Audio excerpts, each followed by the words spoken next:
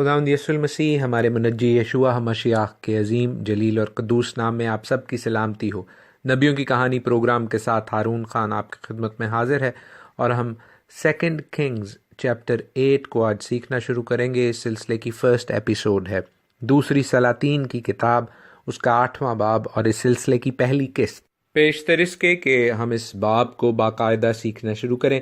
ہم آپ سبوں کے لیے خداوند کی پاک روح کو، اس کی حکمت کی، اس کی سلامتی کی، اس کی برکت کی پاک روح کو مانگتے ہیں، تاکہ جب ہم اس باب کے حوالے سے، اس چیپٹر کے حوالے سے خداوند کے کلام کو سیکھیں تو خداوند کی پاک روح ہماری راہبری اور رہنمائی کرے، اور ہم خداوند کے کلام کو صرف سننے والے نہیں بلکہ اس پر عمل کرنے والے، اس کو اپنی زندگیوں میں جگہ دینے والے اور اس کے مطابق اپنی زندگیاں بسر کرنے والے ہوں۔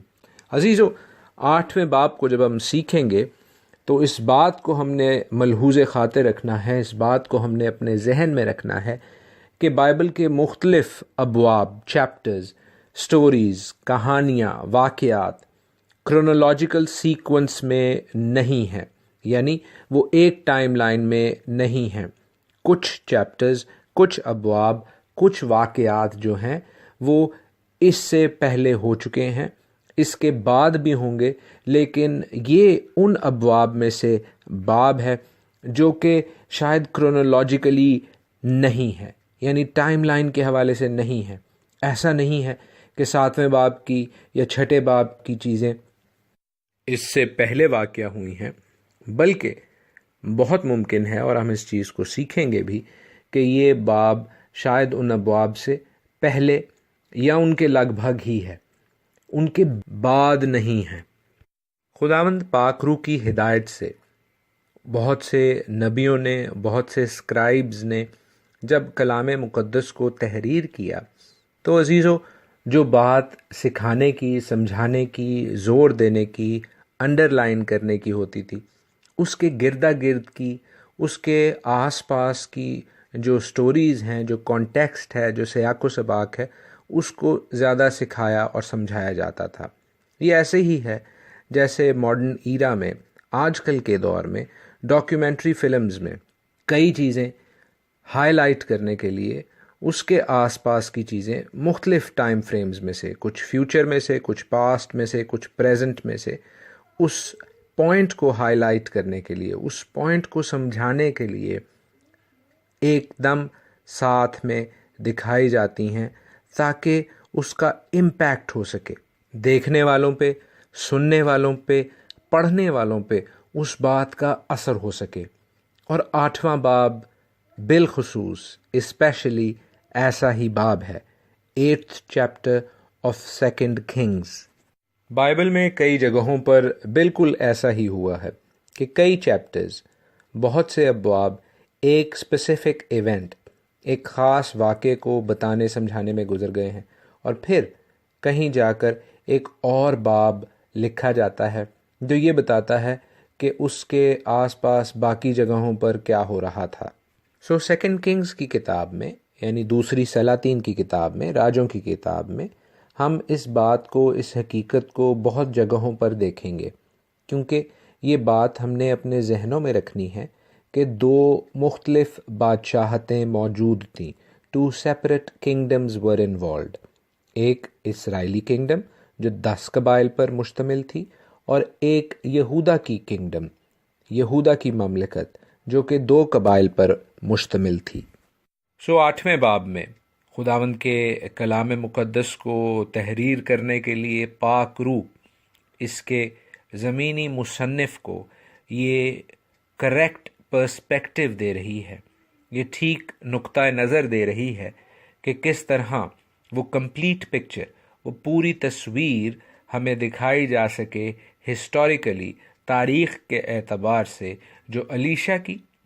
اور کچھ حد تک ایلیا کے حوالے سے، الائجہ کے حوالے سے اس سٹوری کے ساتھ منسلک ہے۔ ہم نے 7ویں باب میں دیکھا اور سیکھا اس سیج کے حوالے سے، اس محاصرے کے حوالے سے جو کہ ارامیوں نے سامریا کا کیا ہوا تھا، اور پھر یہوہ تعالیٰ نے، ہمارے زندہ آسمانی باپ نے، کس طرح اس ارامی آرمی کو سپر نیچرل طریقے سے معجزانہ طور پر تتر بتر کیا،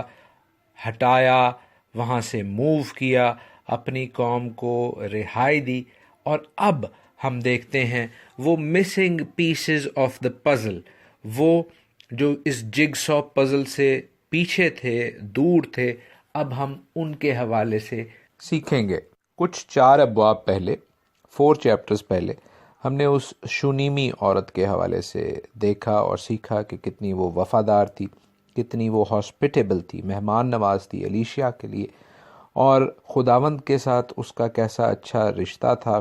کہ خداوند نے الیشا کے تھرو اس کو اولاد کی نعمت بھی عنایت کی، اور پھر اس اولاد کی وفات کے بعد، اس کے مرنے پر اس کو زندہ بھی کیا، ریزریکشن بھی کی، مردوں میں سے زندہ کیا۔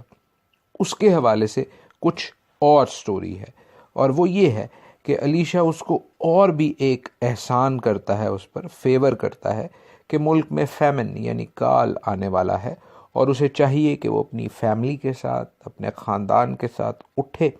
اور اس ملک کو چھوڑ کر کہیں اور جا بسے۔ الیشا اسے 3 اہم پیسز آف انفارمیشن دیتا ہے، اور وہ کیا ہے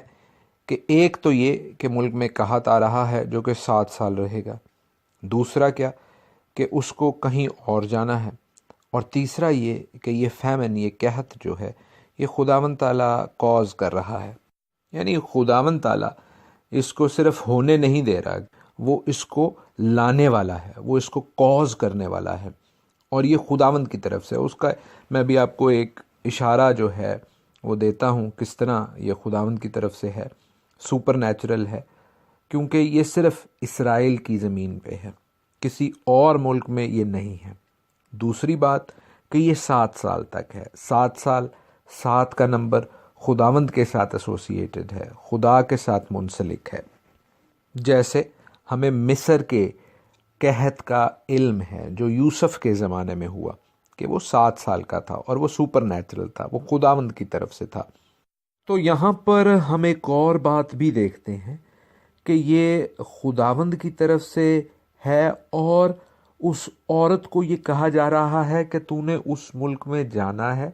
جہاں پر قحط نہیں ہے، اور وہاں پر سوجرنر رہنا ہے، وہاں پر مسافر کے طور پر رہنا ہے، وہاں پر پردیسی کے طور پر رہنا ہے۔ یہ کانٹیکسٹ، یہ سیاق و سباق، یہ سیٹنگ جو ہے، یہ ہم 2 کنگز کے 4 چیپٹر میں دیکھ چکے ہیں، 2 سلاطین کی کتاب اور 4 باب، یعنی 4 ابواب پہلے یہ بڑا واضح طور پر لکھا ہوا ہے۔ میرے ساتھ اس کی 35ویں، 36ویں اور 37ویں آیت آپ پڑھ کے دیکھ لیجئے۔ وہاں پر کلام یوں کہتا ہے کہ وہ اٹھ کر اس گھر میں ایک بار ٹہلا، اور اوپر چڑھ کر اس بچے کے اوپر پسر گیا، اور وہ بچہ 7 بار چھینکا، بچے نے آنکھیں کھول دیں، تب اس نے جہازی کو بلا کر اس شونیمی عورت کو بلایا، اور جب اس کے پاس آئی تو اس نے اسے کہا اپنے بیٹے کو اٹھا لے، اور الیشا پھر جلجال میں آیا، اور ملک میں کال تھا، اور انبیاء زادے اس کے حضور بیٹھے ہوئے تھے، اور اس نے اپنے خادم سے کہا بڑی دیگ چڑھا دے اور ان انبیاء زادوں کے لیے لپسی پکا۔ عزیزو، اس بات کو ہم نے بڑی تفصیل سے سیکھا، اس معجزے کو بھی، جب لپسی کی دیگ میں اندرائن مل گئی، زہر مل گیا، ہم نے بڑے غور سے، بڑی تفصیل سے سیکھا۔ لیکن وہ بات جو میں آج کے پروگرام کے شروع میں کہہ رہا تھا کہ جو مسنگ پیس تھا کہ یہ کال آیا کہاں سے، اس کے حوالے سے اب ہمیں 8ویں باب میں 8th چیپٹر میں ڈیٹیل مل رہی ہے، اور یہاں سے ایک اور بات بھی پتہ چلتی ہے، وہ کیا کہ وہ جلجال میں، جو کہ یروشلم کے قریب ہے، یرو کے قریب ہے، جو کہ سدرن کنگڈم ہے، جو کہ یہودا کی مملکت ہے، وہاں پر بھی کال کا امپیکٹ ہے، وہاں پر بھی قحط کا، فیمن کا امپیکٹ ہے، اثر ہے۔ تو اس کا مطلب ہے کہ یہ صرف ناردرن کنگڈم میں نہیں تھا، شمالی سلطنت میں نہیں تھا، بلکہ جنوبی سلطنت میں بھی تھا، اسرائیل میں بھی تھا اور یہودا میں بھی تھا، کیونکہ خداوند دونوں سلطنتوں کو جج کر رہا ہے، ان کا انصاف کر رہا ہے۔ اور میرا خیال یہ ہے کہ اس وقت تک یہوشافت بھی، جو کہ شاہ یہودا تھا، وہ خداوند یہوہ خدا سے دور ہوتا جا رہا تھا، अनफेथफुल होता जा रहा था, बेवफा होता जा रहा था। हम इस बाब में आगे पढ़ते हैं कि वो शुनीमी औरत मर्द खुदा के कहने के मुताबिक करती है और फ़िलिस्तियों के मुल्क में जाकर रहती है। फ़िलिस्तियों के मुल्क में क्यों? इसलिए कि वो करीब था। मगर 7वें बरस वो वापस आती है और वापस आकर वो शाह यूराम के पास उससे बातचीत करती है कि मेरी ज़मीन मुझे लौटा दे, मैं यहाँ से चली गई थी, वो सरकारी ख़जाने में ज़ब्त हुई है, मुझे वो ज़मीन वापस चाहिए। और उस वक़्त हम देखते हैं कि बादशाह मर्द खुदा के खादिम जिहाज़ी से बातें कर रहा था। अजीज़ों, ये एक और टिप है, ये एक और पॉइंट है जिससे हम समझ सकते हैं कि ये बाब चौथे बाब के साथ साथ लिखा गया है, 4th चैप्टर के साथ साथ लिखा गया है। 5वें चैप्टर में हम नामान कोड़ी की कहानी, नामान जिसको सारात की बीमारी थी, जल्दी बीमारी थी, उसकी कहानी पढ़ते हैं। और उस कहानी के अख्ताम में, उस वाक़ये के अख्ताम में हमें इस बात का इल्म होता है कि वो जल्दी बीमारी, वो सारात नामान की बजाय जिहाज़ी पर ट्रांसफ़र हो जाती है, उस पर मुंतकिल हो जाती है, क्योंकि उसने लालच किया था। अगर उसको ये बीमारी थी तो 8वें बाब में बादशाह उसके साथ बातचीत ना कर रहा होता। इन ऑल प्रोबेबिलिटी ज़्यादा ख्याल यही है कि ये बाब 5वें बाब से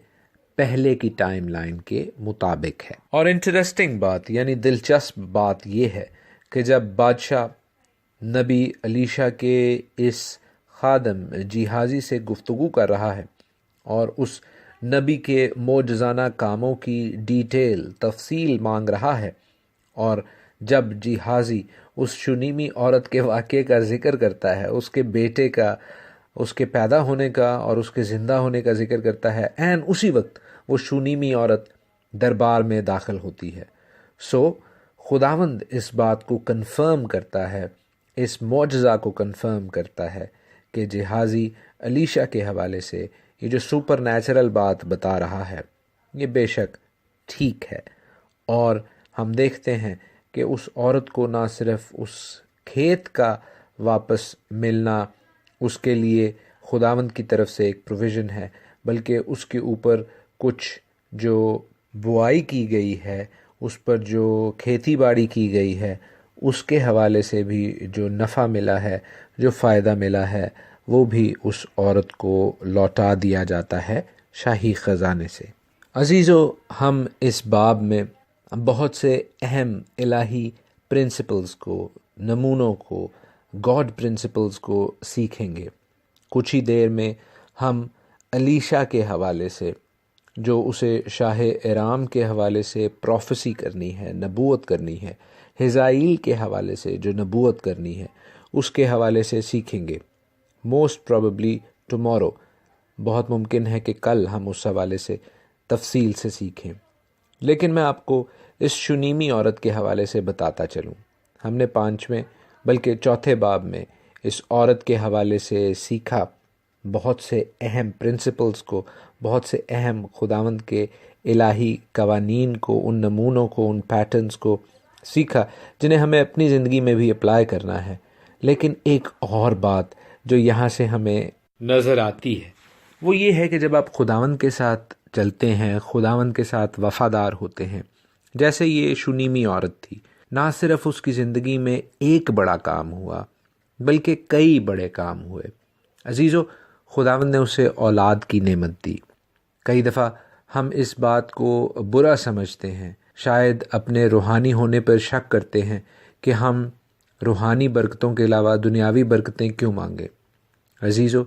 रूहानी बरकतें बेशक, आसमान की बादशाही बेशक हमारा पहला गोल होना चाहिए, हमारा पहला टारगेट होना चाहिए। लेकिन जब हम खुदावंद के साथ चलते हैं, जब हम उसकी बादशाही की तलाश करते हैं, तो हमें बाकी चीज़ें भी खुदावंद ताला अपने फ़ज़ल से ज़रूर अनायत करता है। ये दुनियावी चीज़ें भी खुदावंद अपने फ़ज़ल से हमें ज़रूर अनायत करता है। उस औरत की और उसके खावंद की ज़िंदगी में जो औलाद की कमी थी, खुदावंद ने उसको पूरा किया। फिर जब वो बच्चा وفات پاتا ہے، مرتا ہے، تو خداوند اس کو زندہ بھی کرتا ہے، کیونکہ وہ خداوند کے ساتھ چلنے والے لوگ تھے۔ وہ خداوند کے خادم کی، علیشا کی عزت کرنے والے، اس کی مہمان نوازی کرنے والے لوگ تھے۔ اور پھر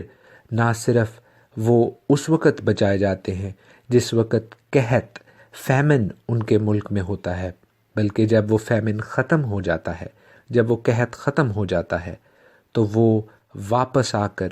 اپنی زمین بھی پاتے ہیں اور اس پر کا منافع بھی کماتے ہیں، پروفٹ بھی کماتے ہیں۔ خداوند آپ سبوں کو خداوند کی خدمت کرنے کی، خداوند کے لوگوں کی خدمت کرنے کی توفیق بخشے، تاکہ آپ سب روحانی اور دنیاوی نعمتوں سے سیر اور آسودہ ہوں۔ خداوند آپ سب کو اپنے کلام سے جڑے رہنے کی توفیق دے۔ God bless you all.